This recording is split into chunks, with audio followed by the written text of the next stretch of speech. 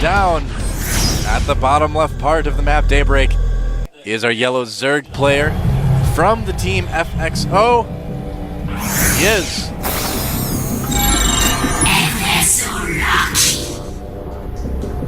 Wants to give his team a 3-player victory today. Wasn't so lucky last game. No, not really. Not a lot of luck involved there. And here, up at the top of the map, is perhaps a Protoss. You're like, I was gonna. now I know it's a Protoss because I heard the Protoss voice. Okay. Perhaps. Let me finish that sentence. We'll say perhaps a Protoss that will lead the Protoss race into the future, just like I led many virtual pilgrims along the Oregon Trail as a child. Did you play Lemmings? No, I actually never really played Lemmings. It's a pretty weird game. Well, hopefully Sage's exploits go better than my Oregon Trail exploits. Yeah, Oregon Trail. Well, was not as cool as Odell Down Under. Let's just put it that way. Odell Down Under is better than Oregon Trail. I liked Sea Route to India myself, which was an old Commodore 64 game. I've heard of that game, but I never myself played that. I actually went in and I changed programming when I was this was when I was 6 years old, and I could program in QBasic to make the fish. Oh, blocks again. We saw this last game. Oh, we didn't get a shot of it there. Oh, he blocked the Nexus the first time, but just was 1 hex off from blocking it the second time. Yeah. And meanwhile, the probe doing similar blocking. Lucky has to make his spawning pool first. Hopefully and the probe actually being a lot more successful with his blocking. But is that juking and jiving? Is that hatchery a little bit off actually? I think it is. I think Observer's trying to show us that. It may be a little bit 1 hex to the right actually. I'm not sure about that, but yeah, I'm not either, but it makes me wonder. Well, sometimes when I watch these games, I get those feelings too. I'm I'm not really sure. But I just trust the pro gamer's judgment. I'm I think you would have noticed. Yeah. When you're microing like that, you're oh, it's 1 up. It's well, it doesn't matter too much.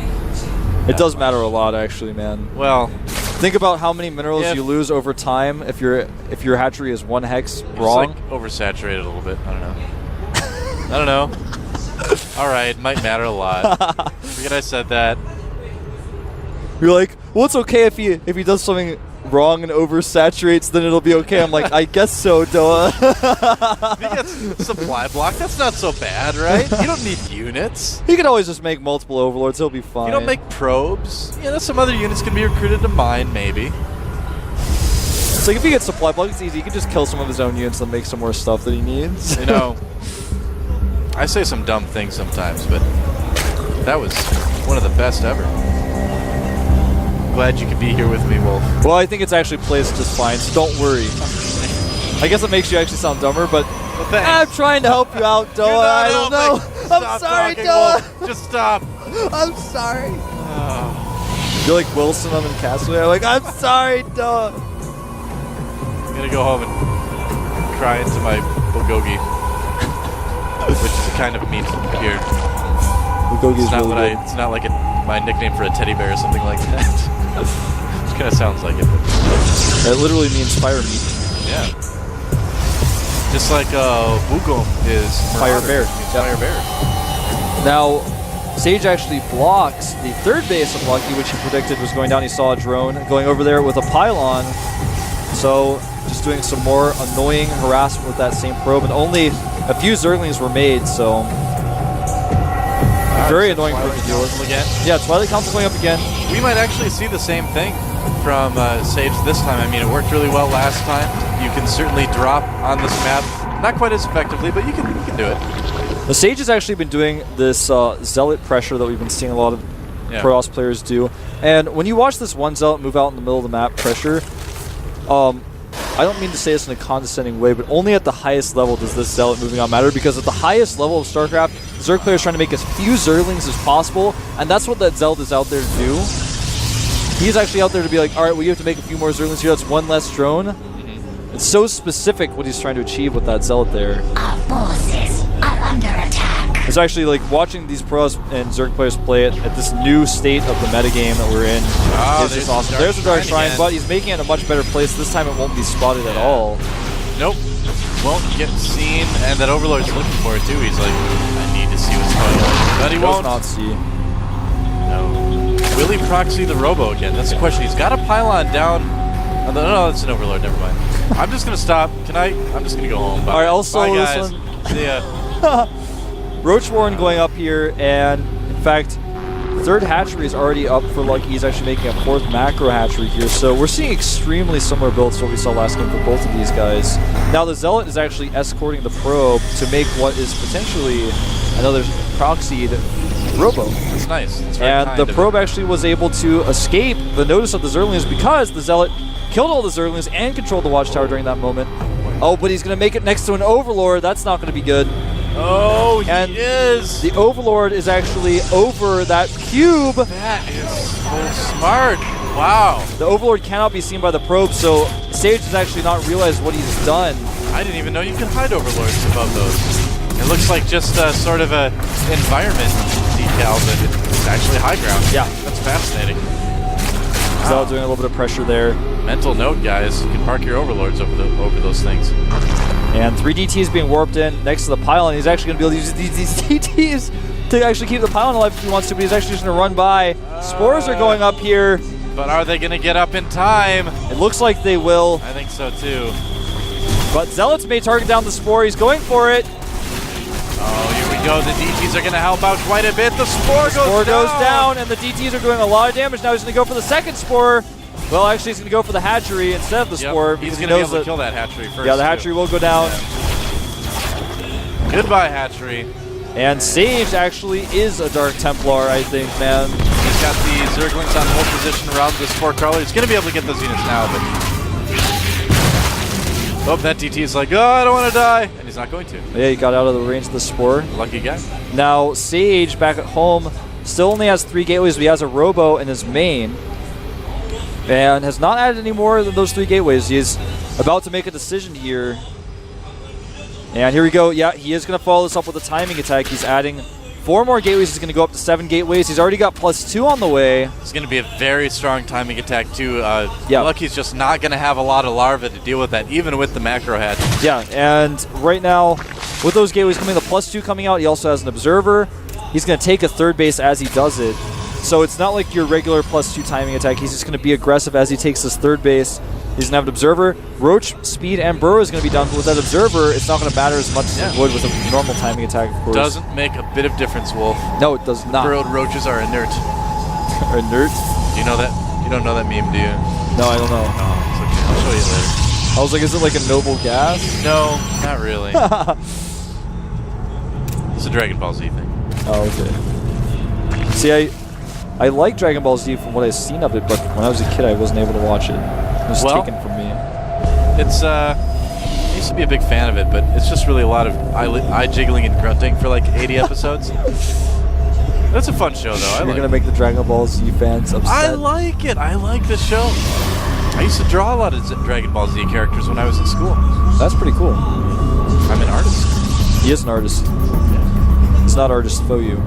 No, different artist. Who actually recently joined Rain, by the way. Oh, really? Yep. Oh, I read about that. What about that? Well. Oh, huge counterattack. Oh, this could do some damage. There's an Immortal blocking the way. He's like, no, He's you like, can't. I got this. Yeah, he talks in his Immortal voice. He's like, you shut up.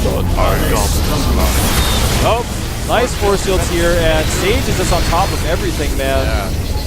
You can't get by him. He has Dark Templar on both sides, so you can see whenever these units are going to the other side. He has the Watchtower with his DT as well. Oh, now he's going to actually trap these units inside of here. Oh, man.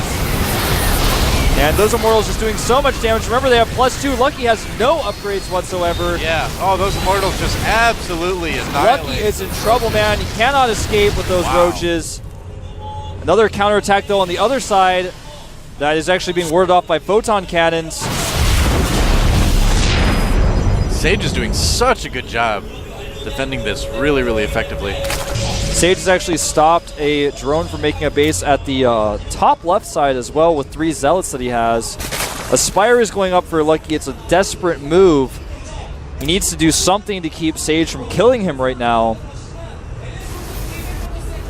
And Blink is almost done. This is going to be a really hard attack to hold for Lucky. Robotic Support Bay going up as well. Yeah. And, you know, what does Lucky really do at this point? It's tough. Yeah, I don't know, man, but he's going to get caught with his roaches. That's what he's going to do. Yep. Does pull them back in the last second, but Blink is done. And, you know, I feel like Sage is going to chase him all the way back to his base now. He's got enough units to do it. He might not get too aggressive because he might want to add on some Colossi. Zealots are attacking actually the third base of Lucky. Yeah. Look at this, killing creep tumors. And the Roaches are going to go for a counterattack, but Sage can see them. There's even a DT to ward those off, and there's no Overseer nearby. Yep. Look at this, though. This may be the final attack. Sage, I think it will be. He doesn't have a huge army, but it's got enough great units, and it's got the perfect composition to just make Lucky look like a fool. He can basically force field to his heart's content. He's got so much energy on those sentries. He's got the Immortals, he's got Stalkers. Even DT is coming in here. Wow. To make those Archons GG. That was the definition of a PvZ beatdown. Yeah, man, that was a smackdown. Man. Sage stands up. He is the Sage, man. He is actually the guy that people write stories about. He's the guy you find in the book. He's the old man in the corner who tells you, he's like, all right, I can teach you about Protoss. He's a Merlin toss, man. The Merlin toss? Yeah. Merlin toss. I like that. He's amazing magic work. He's the Merlin toss. Yeah. From now on, Sage, toss. the Merlin Protoss, man. He's going to show future Protoss how to cast magic spells. Like force field really effectively. I was watching that game and it looked like Lucky was under his spell. I think so too. And it wasn't like a nice spell like sleep or something where you just go to sleep and you wake up and you're like, oh, this is all my money, but I'm really well rested. It was like Charm where it's like, I'm going to have to fight my friends because I'm not in control of my own body. So it's not a fun magic spell. Yeah. Actually, I think it was more like, there are DTs in my base, but he killed my Spore because he brought 2 Zealots because he knew he would need those 2 extra Zealots to kill the Spore Crawler to block my DTs. He knows. He knows like exactly how much he needs.